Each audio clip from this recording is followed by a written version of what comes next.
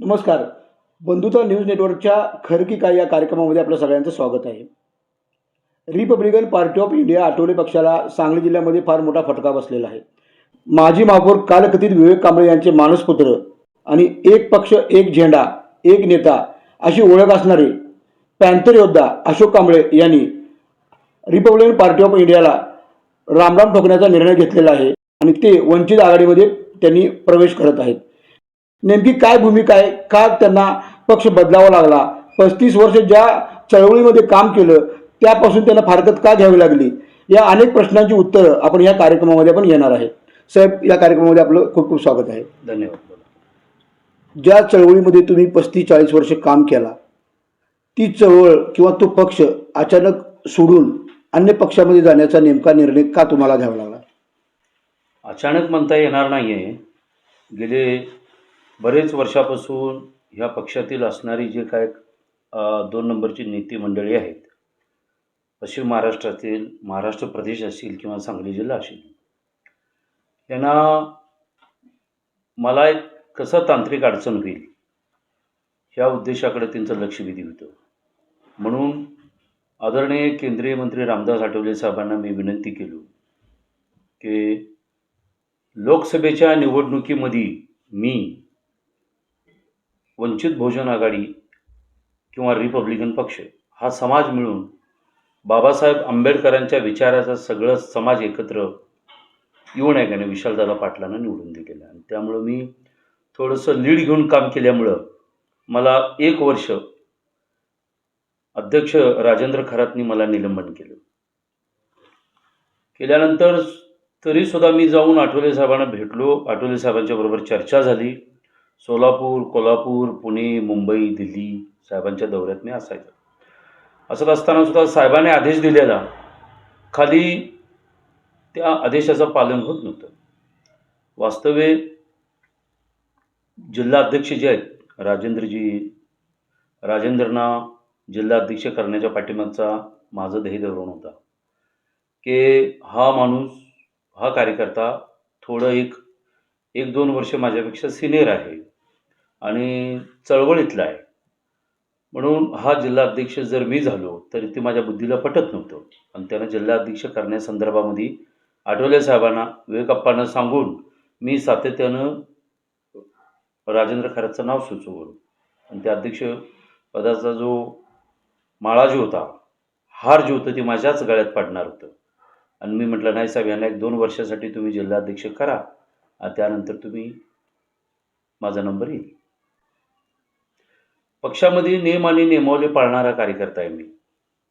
कारण बाबासाहेब आंबेडकरांचा पक्ष आहे तो. बाबासाहेब आंबेडकरांचा स्वप्नातला पक्ष आहे. आणि त्या पक्षामध्ये चळवळ कशी उभं राहील, आपल्या बांधवांना न्याय कसे मिळेल. अनेक वेळा राष्ट्रवादी काँग्रेस आणि शिवसेना या महाराष्ट्र राज्यामध्ये सत्तेत होती पक्ष. त्यासुद्धा नेत्यांनी आमच्या रिपब्लिकन पक्षावरती सातत्याने अन्यायच केलेला आहे. अन्याय म्हणजे काय आहे, नेमकं कुठलं जबाबदारी किंवा कुठलं पद देत नव्हते. निवडणुका आले तर एक 4 व्हीलर गाडी द्यायची आणि त्यांचा तो निळा झेंडा आणि एक भगवा झेंडा आणि एक पक्षाची युतीचे झेंडे, काँग्रेसचा झेंडा, राष्ट्रवादी झेंडा, तो झेंडा घेऊन आम्ही खेड्यापाड्या वाड्या वस्तीमध्ये सगळं प्रसार आणि प्रचार त्या उमेदवाराच्या त्या ठिकाणी करत होतो. अत्यंत प्रामाणिक पद्धतीनं त्यांच्याबरोबर आम्ही गेले 20 वर्षे चळवळीत काम केलो. त्यांना निवडून दिलो. कोण मंत्री झाले, कोण उपमुख्यमंत्री झाले. या जिल्ह्यातून तुम्हाला माहितीच आहे, आर रावासारखा एक तळागाळातला कार्यकर्ता गृहमंत्री झाला, उपमुख्यमंत्री झाला. ते केवळ रिपब्लिकन पक्षाच्या मतामुळे झालं, हे नाकारता येत नाही. परंतु आमच्याकडे दुर्लक्ष केल्यामुळं आम्ही असंतोषित झालो आणि आम्हाला ते खटकत होतं सातत्यानं. आमचा एकसुद्धा कार्यकर्ता नेता म्हणून किंवा पक्षाचा पाठिंबा म्हणून त्या ठिकाणी तिने घेतले गेले नाही. त्यामुळे आम्ही नाराज झालो आणि मिरज शहरातून तळागाळातल्या सर्व कार्यकर्त्यांना एकत्र करून आम्ही एक निर्णय घेतला की आता यांचं नाद सोडून देऊन काँग्रेस आणि राष्ट्रवादीचं आपल्याला एक नवीन शिवशक्ती आणि भीमशक्ती एकत्र करणे. मग आठवले साहेबांना इथून आम्ही संदेश दिला, साहेब, या मिरजेतून आम्ही एक वेगळ्या पद्धतीनं घोषणा करतोय तळागाळात जाऊन आम्ही सर्व कार्यकर्ते आणि का संबंधित असणारे भाजपचे सुद्धा कार्यकर्ते आमच्यासोबत आले आणि आम्ही एक नवीन दिशा या ठिकाणी देण्याचा प्रयत्न आम्ही केला. आणि ते मला असं म्हणावं लागेल, तो जो दिशा जी मी ठरवलो ते माझ्या माध्यमातूनच झाले. या गोष्टीला ह्या विषयावर जिल्हा पूर्ण साक्षीदार म्हणून या ठिकाणी काम पाहतील. जे काँग्रेसमध्ये झालं किंवा राष्ट्रवादीने केलं, पण तुम्ही भाजपच्या विरोधात सुद्धा लोकसभेला प्रचार केला, कारण की भाजपसुद्धा तुम्हाला न्याय देत नाही. अगदी आठवले साहेबसुद्धा अनेक प्रेसमध्ये म्हणतात की आमच्या कार्यकर्त्यांना न्याय मिळत नाही. त्यामुळे तुम्ही प्रचार केला, पण RPI पासून ते अनेक पक्षातल्या लोकांनी त्यावेळी संजय काकांच्या विरोधात काम केलं. मात्र कारवाई फक्त अशोक कांबळेंच्यावरच का? संजय काकांच्या विरोधात जाण्याचं कारण एकच होतं की संजय काका हे चांगले मित्र होते माझे आणि आम्ही एकत्रच काम करत होतो. संजय काकांचं जे कार्याची पद्धत जी होती ती तळागाळापर्यंत पोचत नव्हती. इतर मागासवर्गीयांना न्याय मिळत नव्हता. त्यांचं फंड म्हणा किंवा विकासाची कामं म्हणा किंवा एखादा कुठल्या पदावर गेला तो खासदारला जो पॉवर ऑफ पॅटर्न असतोय त्या ठिकाणी वापर झालेला नाही. म्हणून सातत्यानं संजय काकांच्याबद्दल माझं थोडंसं रोष होता. आणि त्यामुळं मी विशालदादा पाटील हा एका पक्षाचा नेता नाही आहे. विशालदादा पाटील जितकी पक्ष आहेत सांगली जिल्ह्यामध्ये सर्व पक्षाने त्यांना मदत केली. त्यामुळं ते खासदार झाले आणि त्यासाठी मी थोडंसं लीड केलो. भाषणं तुमच्या माध्यमातून थोडंसं संदेश वेगवेगळ्या पद्धतीनं मी पोचू लागलो जिल्ह्यापर्यंत.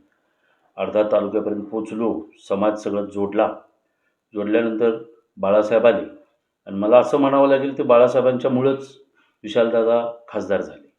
हे काय शब्द वावगं जाणार नाही. तुमच्यावर कारवाई झाली, त्यानंतर सुद्धा पक्षप्रवेशचा सोहळा झाला. तुम्ही अनेक मिटिंगा घेतला, जिल्हा पिंजून काढला.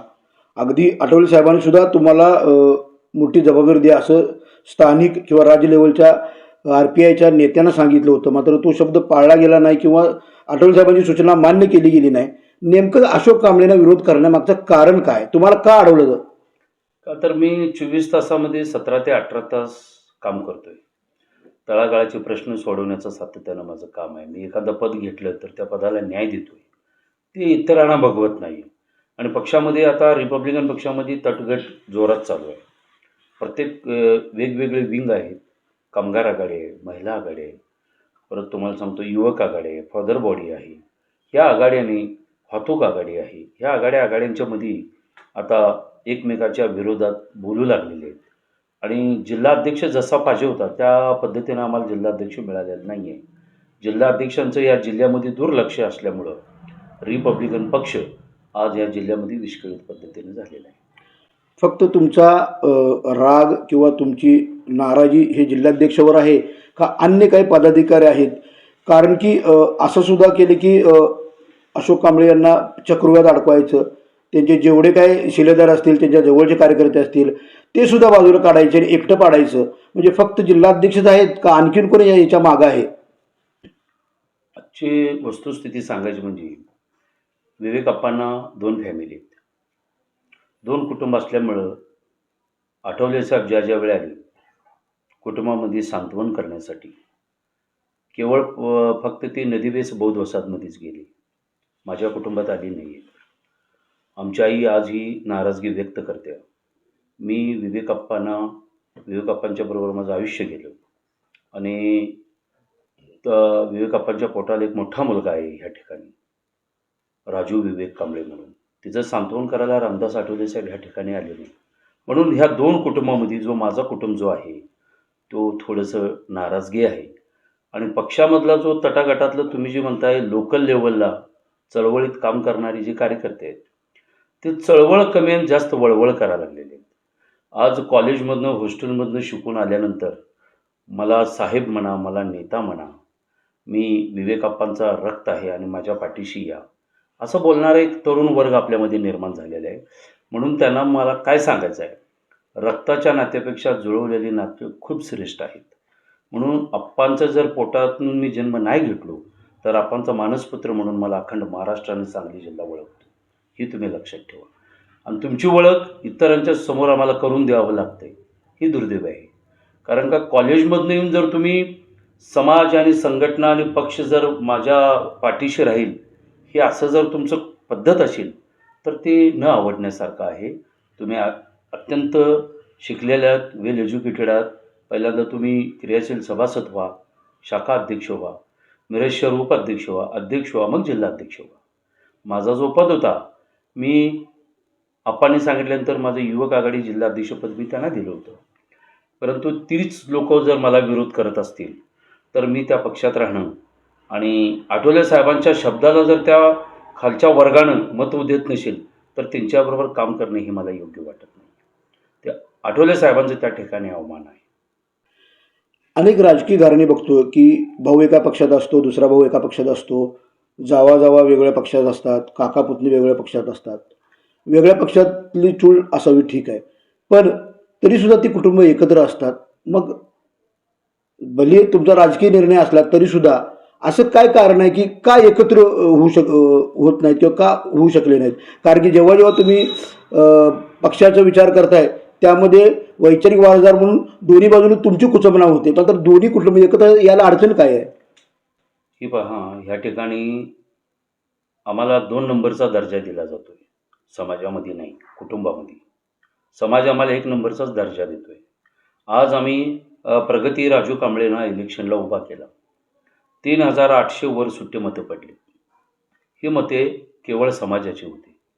समाज आमच्या पाठीशी आम्हाला खात्री वाटलेली आहे. परंतु जर 1 नंबर 2 नंबर जर तुम्ही कुटुंबामध्ये जर आम्हाला कमी लेखत असला तर त्या कुटुंबाबरोबर आमचे विचार, मत, मायाजाळ कसं राहणार? ज्या ठिकाणी जर माझ्या कुटुंबातल्या माझ्या आईचा आणि माझ्या भावाचा अपमान होत असेल तर त्या कुटुंबाबरोबर माझी मैत्री, माझी समजूतपणा कसं राहू शकते? माझ्या कुटुंबातनंच आप्पांना ह्या ठिकाणी एक चांगलं लिफ्ट मिळालं. विवेक आप्पांना चांगलं लिफ्ट मिळालं. आमची आई आप्पांच्या पाठीशी धडाडीनं राहिली म्हणून आप्पा 6-7 वेळा नगरसेवक झाले, एकदा महापौर झाले. कितीक वेळा तर मी अर्ज भरलेला माघारी घेतलो आप्पांसाठी आणि आप्पांच्या कुटुंबातला एक चाकरी करणारा कार्यकर्ता म्हणून मी त्या ठिकाणी कार्यरत राहिलो आजही. परंतु ती त्या ठिकाणी आम्हाला वागणूक व्यवस्थित मिळत नाही आहे. आम्हाला 2 नंबरची किंमत दिली जाते, आम्हाला कमी लेखलं जातं आहे, म्हणून ती खंत वाटते त्या गोष्टी. रक्ताचे वारसदार आणि वैचारिक वारसदार हा अनेक नेत्यांच्यामध्ये बघतोय की वैचारिक वारसदारांना कुठे जास्त स्थान दिलं जात नाही, रक्ताच्या वारसदारांना दिलं जाते. मात्र कालकथित विवेक कांबळे साहेबांचं बघितलं तर त्यांनी हयातीमध्ये त्यांच्या कुटुंबातल्या मुलांना कधी नगरसेवक करू शकले असते, मात्र तुम्हाला त्यांनी नगरसेवक केलं. DPDC सुद्धा त्यांनी आपल्या कुटुंबातल्या कुणालाही देता आलं असतं, पण त्यांनी सर्वसामान्य सफाई कामगाराच्या मुलग्याला दिली. मग अशा लोकनेत्याच्या नंतरच्या वारसदारांच्याकडून तशी वैचारिक जडणघडण किंवा तसे निर्णय येत नाहीत असं तुम्हाला म्हणायचं आहे का? वस्तुस्थिती अशी आहे की विवेक आप्पांचा जो विचार होता तो समाजामध्ये सर्व कार्यकर्त्यांना ओळखून, तळागाळातल्या कार्यकर्त्यांना ओळखून. आता एक साधं सिंपल गोष्ट आहे की आप्पाने मला नगरसेवक केलं, ही मी विसरू शकत नाही. माझ्या पाठीशी आप्पांचंच नाव आहे आणि आप्पांचं जे काय पुण्यकर्म आहे, जो आशीर्वाद आहे, ते मी विसरू शकणार नाही. परंतु आत्ताचा जो येणारा जो वर्ग आहे या पक्षामध्ये आणि आमच्याबरोबर जे वैरत्व आहे ते वैरत्व फक्त आमचं एवढं ह्यासाठीच भांडणं आहेत. आम्ही संपत्ती, प्रॉपर्टी ही काय मागत नाही आहे किंवा कुठं आम्हाला 7-12 सिटी सर्वेला नाव लावा ह्याची मागणी नाही. आम्हाला समाजामध्ये, कुटुंबामध्ये तुम्ही मान सन्मान द्या आणि तुमच्याबरोबर आम्हाला घेऊन चला अशी मागणी होती आमची. आणि ते सातत्यानं ती बिघडत गेली. त्याला एक वेगळ्या पद्धतीचं वळण लावण्यात आलं. अशोक कांबळे आमचा नाही आहे. अशोक कांबळे कोण आहे मी ओळखत नाही आहे. अशोक कांबळे आमचा आणि त्या अशोक कांबळेचं काडीमात्र संबंध आहे. अरे तू ओळखू नको, तुम्ही ओळखू नका, परंतु समाज मला ओळखते की विवेक आप्पानंतर अशोक कांबळेचं कार्य ह्या ठिकाणी जिवंत राहणार आहे आणि आप्पांचं नाव ही सूर्यचंद्र असूसपर्यंत कुठं गालबोट लावू देणार नाही, ही मी आज ह्या ठिकाणी तुम्हाला आवाहन करू इच्छितो. तुम्ही आठवले साहेबांचा म्हणजे संघर्षाचा काळ बघितला आहे.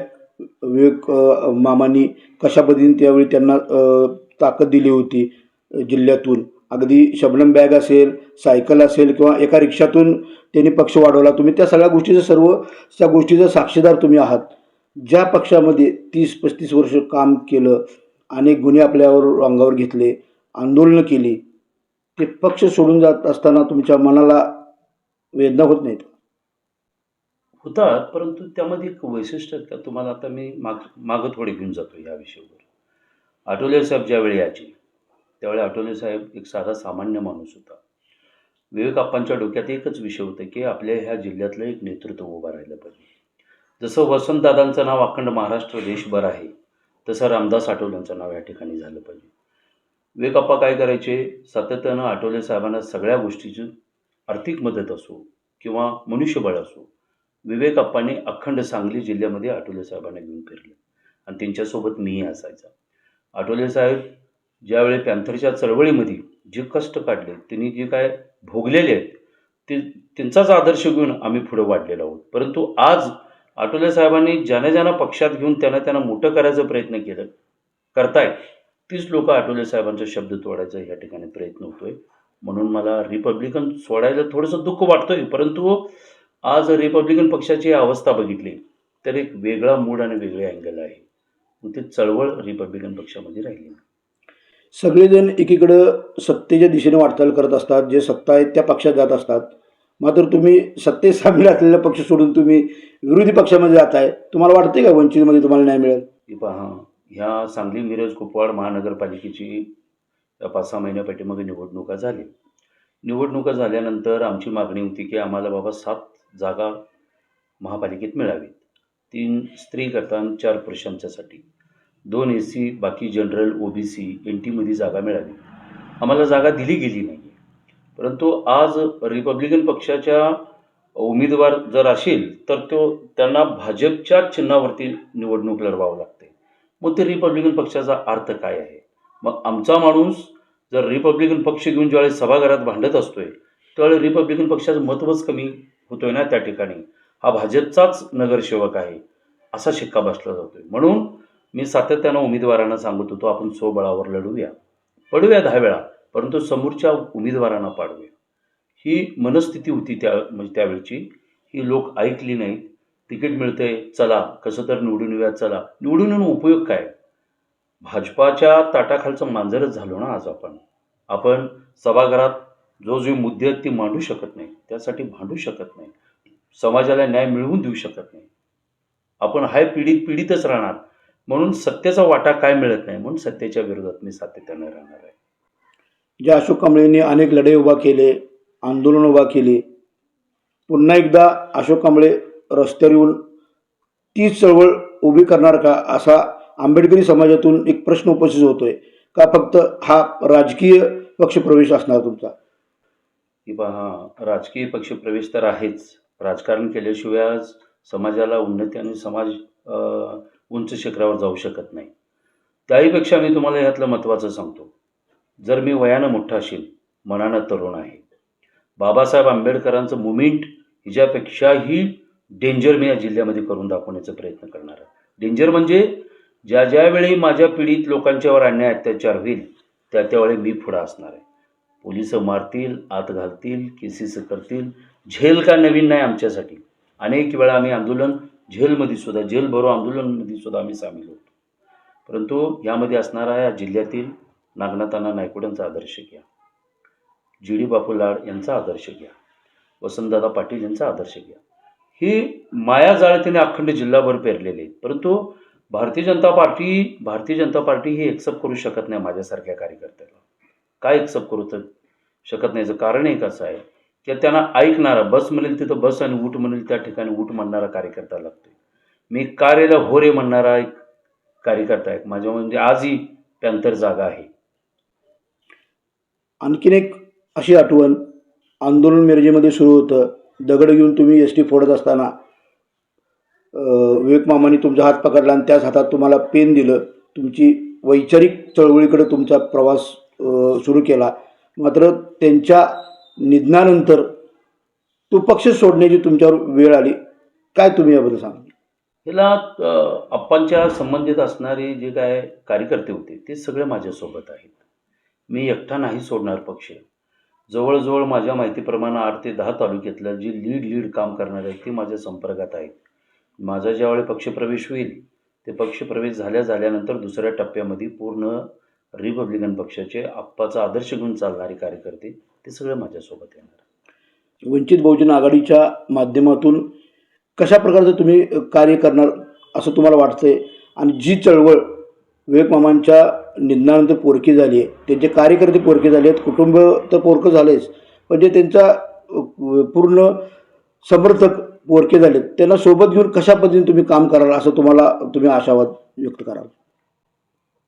वंचित बहुजन आघाडीची जी काय मतपत्रिका आहे, जी माहिती आहे, ती संघर्षातून जन्म झाल्या. वंचित बहुजन आघाडी आजचा वंचित बहुजन आघाडी म्हटला तर मला 30 वर्षापाठीमागचं पॅन्थर वाटतं. पॅन्थरसारखंच चळवळ आहे त्यांची, पण पॅन्थरसारखीच मागणी आहे आणि सातत्याने पुढचं आयुष्य मी संघर्षमध्येच घालवणार आणि पक्ष मजबूत करणार. बाळासाहेबांचं नाव त्या जिल्ह्याहून खेड्यापाड्या वाड्या वस्तीपर्यंत पोहोचवण्याचं काम या ठिकाणी करणार. बाळासाहेबांचा सैनिक म्हणून आयुष्यभर मी त्यांच्यासोबत राहीन.